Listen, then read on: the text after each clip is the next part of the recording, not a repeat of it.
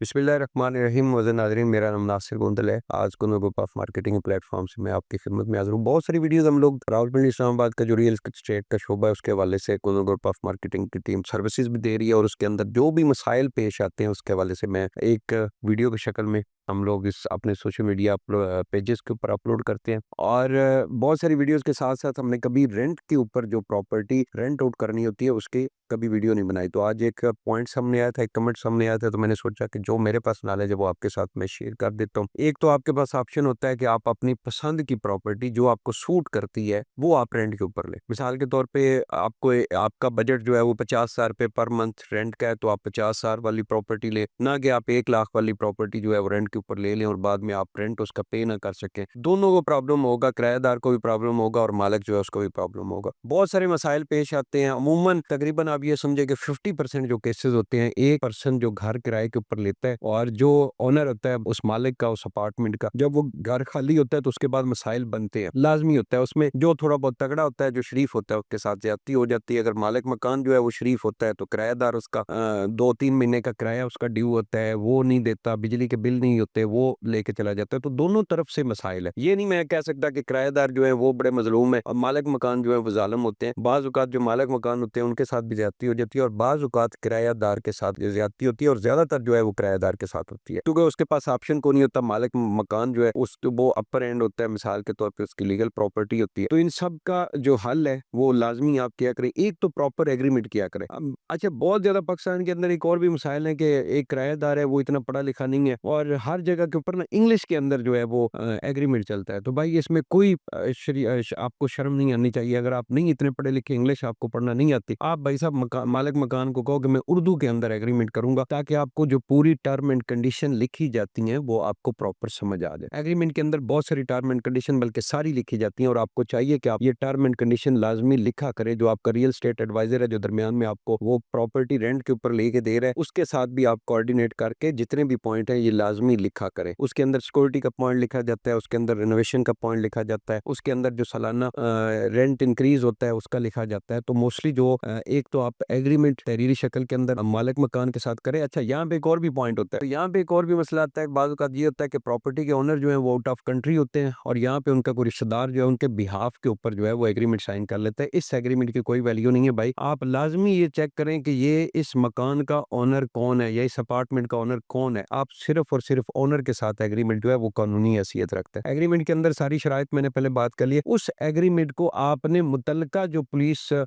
Station है उसके अंदर इंदराज लाजमी करना है, बल्कि अगर आप इंदराज वो नहीं करते तो उसके ऊपर ओनर जो है उसके ऊपर केस भी हो सकता है। जो किराएदार है उसके ऊपर भी पुलिस जो है वो एक्शन कर सकती है। ये बाकायदा तौर पे बिल पास हो चुका है इस्लामाबाद के अंदर, बाकी शहरों का मुझे इतना आइडिया नहीं है। और ये आपने वहां पे रजिस्टर्ड लाजमी करना है। दोनों के क्वाइफ होते हैं एग्रीमेंट के अंदर। जो किराएदार होता है उसकी भी आईडी कार्ड की कॉपी वहां पे लगती है, दरमियान में जो प्रॉपर्टी डीलर होता है उसकी आईडी कार्ड की कॉपी लगती है, ओनर की भी आईडी कार्ड की कॉपी लगती है। इसके बाद बहुत सारे मसाइल के साथ साथ ये होता है कि जब किराएदार मकान खाली करता है तो उसने एक दो सिक्योरिटी जो 2-3 मंथ की सिक्योरिटी दी होती है, तो मालिक जो है उसको उसके लिए उस वक्त बड़ी मुसीबत होती है कि मैं ये सिक्योरिटी वापस नहीं करूंगा। तो वो बहाने बहाने से कुछ ना कुछ मसाइल निकालता है कि देखो जी वो आपने बिजली का बिल ये किया था, आपने ये टूटी जो है ये खराब कर दी, आपने ये अलमारी खराब कर दी। तो ये चीजें आप पहले से तय कर लें एग्रीमेंट के अंदर। अमूमन जो मैं आपको एक बात बताता हूँ, मालिक और किराएदार के दरमियान में जो रेनोवेशन का मामला होता है उसमें जो बुनियादी ढांचा होता है वो मालिक की तरफ होता है और जो रोजमर्रा की वहां पे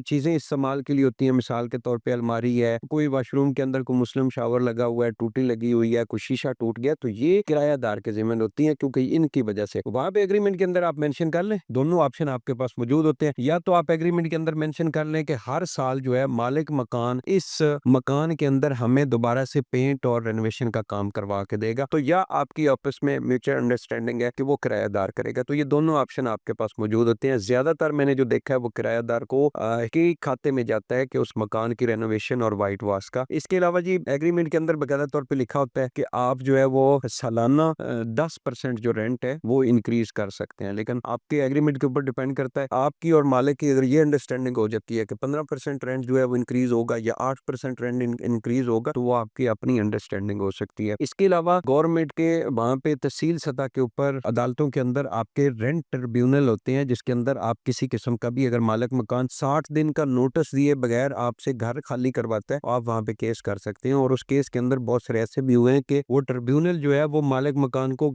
जुर्माना भी कर सकता है कि आपने जबरदस्ती खाली क्यों करवाया। इसके अलावा बहुत सारे मसाइल ऐसे भी होते हैं जो ओनर होते हैं प्रॉपर्टी के, उनके साथ भी बाद औक़ात मसाइल होते हैं। वो किसी ऐसे किराएदार को मकान दे देते हैं कि जो उसके ऊपर कब्जा करके बैठ जाता है। अदालतें जो है स्टे ले लेता है, अदालत में रेंट जमा कराना शुरू करता है। तो ये भी बहुत सारे मसाइल हैं। बल्कि आज से कोई 10-15 साल पहले तो ये ऑप्शन था कि कोई ऐसा सिस्टम ही मौजूद नहीं था कि जब कोई किराएदार मालिक मकान को रेंट नहीं देता था तो मालिक मकान के पास कोई ऑप्शन नहीं होता था कि उससे घर खाली कराएं। बहुत सारी प्रॉपर्टियां ऐसी थी कि जिनकी मालियत जो है वो 1 करोड़ रुपया होगी, लेकिन वो 5,000 रुपए रेंट के ऊपर लगी हुई थी, क्योंकि वो जो किराएदार था वो खाली नहीं करता। तो इस तरह के बहुत सारे मसाइल है। लेकिन अभी अल्हम्दुलिल्लाह आके बहुत सारी चीजें जो है वो क्लियर हो गई हैं। मालिक मकान को भी हक दिया गया है कि अगर किराएदार जो है वो आपको रेंट नहीं दे रहा और नाजायज कब्जा करके बैठा हुआ है तो मालिक मकान भी जाके केस दायर कर सकता है, पुलिस में रिपोर्ट दे सकता है, क्योंकि पुलिस के पास वो एग्रीमेंट ऑलरेडी आपने रजिस्टर्ड करवाया हुआ है। इस तरह जो अथॉरिटीज हैं कोर्ट की, वो भी आपके साथ तामन करती है। तो इसी तरह किराएदार जो है उसके भी अलग उसके भी ऑप्शन मौजूद है। तो ये एक थोड़ी थोड़ी चीजों का मेरे पास एक ऑप्शन था, मैंने कुछ चीजें नोट की हैं। और तीसरा ऑप्शन ये था कि कोई किराएदार जो है वो आप एग्रीमेंट के अंदर लिखा होता है कि सबलेट आगे उसको रेंट आउट नहीं कर सकता। मिसाल के तौर पे आपने एक प्रॉपर्टी जो है वो किसी से रेंट के ऊपर ली है, आप आगे किसी को नहीं दे सकते। तो ये बहुत सारे मसाइल, इन चीजों से बचने के लिए आपने खुद जो है वो तहकीक करनी होती है। आपने उस प्रॉपर्टी के अंदर हॉस्टल हो गया या इस तरह के स्कूल वगैरह ना बनने दे, यहाँ पे ज्यादा तोड़ फोड़ होती है। तो बहरहाल वो, लेकिन वो रेंट भी अच्छा देते हैं। तो दोनों सूरतों में आपकी म्यूचुअल अंडरस्टैंडिंग जो है वो बहुत जरूरी है। बहुत बहुत शुक्रिया।